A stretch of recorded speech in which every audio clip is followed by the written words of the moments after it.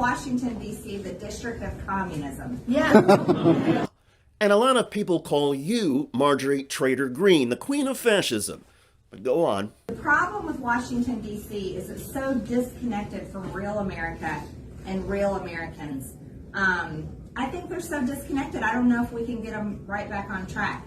But actually, I don't want them right back on track. I want to impeach many of them. Yes, please. Firing squad. Firing squad. Yes, the Green supporter responded to her call for impeaching Democrats with firing squad. Sheesh.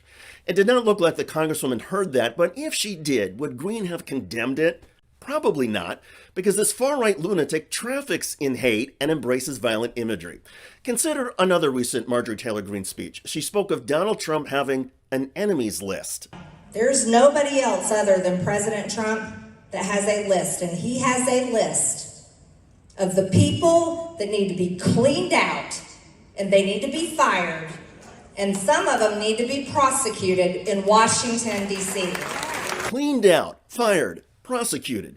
And when you convict somebody of treason, as a lot of conservatives like to point out, the punishment is execution. Thus, the easy manner in which Green supporters and others on the far right talk about firing squads.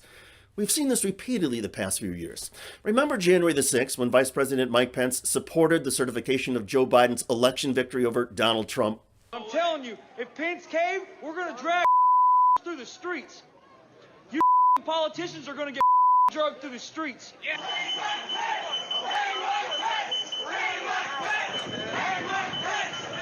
Well, back then, some of us thought that these were just a bunch of fringe extremists, and that the talk of hanging anybody was just a figure of speech. But we've seen repeatedly, thanks to Marjorie Taylor Greene and others, that this idea of literally removing your political opponents and perhaps even killing them is no joke. This talk is deadly serious, and it's being repeated out loud among people on the far right who cheer on their far right leaders. This is frightening stuff even when it comes from imbeciles. Historians say it smacks of fascism, and it has already normalized the idea that debating your opponents is for losers, and that actually canceling people you disagree with is now the way to go. We've seen that in Montana with transgender lawmaker Zoe Zephyr. The Republican legislature recently blocked her from entering or speaking in the House chamber. A week earlier, Zephyr had spoken out against GOP efforts to restrict gender-affirming care. We saw a similar expulsion of black Democratic lawmakers in Tennessee who had spoken out and joined demonstrators in calling for new efforts to combat gun violence. Instead of a vigorous debate, Republicans have decided to simply eliminate debates. Here's Connecticut Democratic Senator Chris Murphy. This is a trend all across the country. This is a really, really disturbing trend, right? This is how you lose a democracy, is when people that disagree with their opponents, instead of engaging in that debate, cancel their right to be part of the debate in the first place. This is an issue we need to talk about. America's standards of political decorum are failing. Our political discourse is becoming more hateful and more violent and more exclusionary. And if we stay silent or let it go, Marjorie Taylor Greene and her firing squad seeking supporters will only gain more power and credibility. While the national media is losing their mind over white supremacy, trying to blame Republicans for white replacement theory, trying to link us to this mentally ill, deranged teenager that killed people in Buffalo, they ignore things like shootings here in Washington, D.C. under Mayor Muriel Bowser's purview. They completely ignore people like Kathleen Landerkin, that is so racist herself, and that she hates the people that she has in her jail. Wow. And that was U.S. House Representative Marjorie Taylor Greene of Georgia. And this is the latest episode of Marjorie Taylor Greene is dumber than we thought, and she thinks Americans are just as stupid as she is.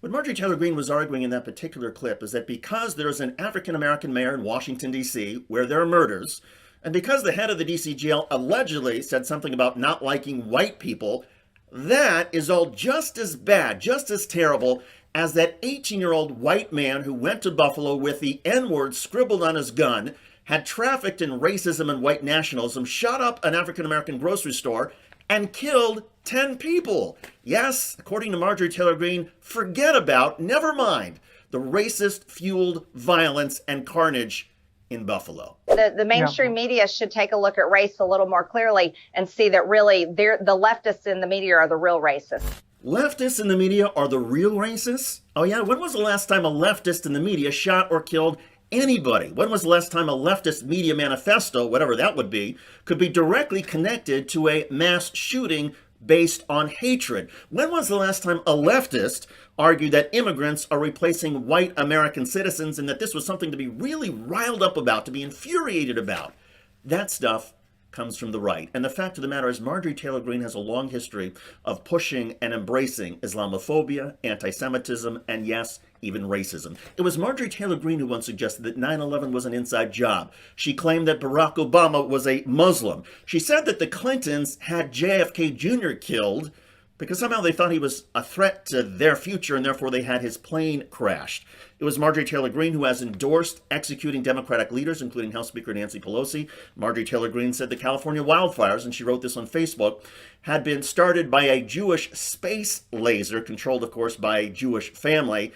And it was Marjorie Taylor Greene who really has no legislative accomplishments whatsoever, although she would argue that one of her accomplishments includes writing articles of impeachment against Joe Biden. This is the kind of fringe lunatic that Marjorie Taylor Greene really is. What it is that Satan's controlling the church. The church is not doing its job. And it's not adhering to the teachings of Christ. And it's not adhering to what the Word of God says we're supposed to do and how we're supposed to live. And what they're doing by saying, oh, we have to love these people and take care of these migrants and love one another. This is loving one another.